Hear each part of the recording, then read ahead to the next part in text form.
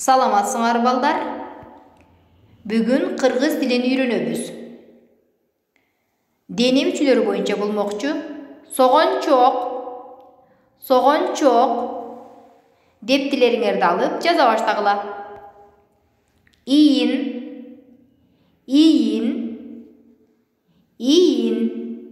чыканак,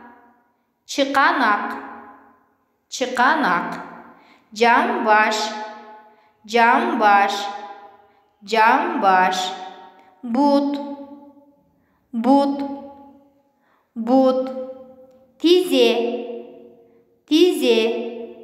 тизе, кол,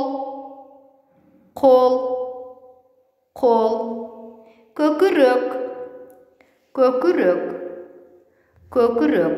Азаматсыңар, бир топ кыргыз тилинде сөздөрдү үйрөнүп алдыңар. Алар дене мүчөлөрү боюнча болду. Сабак жакса, лайк баскыла, подписка болгула. Төмөндөгү социалдык баракчаларга сабактарымды жүктөп койдум. Кыргыз тилин үйрөнүү боюнча. Азаматсыңар, түшүнбөгөн суроолоруңар болсо, комментарийге жазып койсоңор болот. Саламатта калгыла.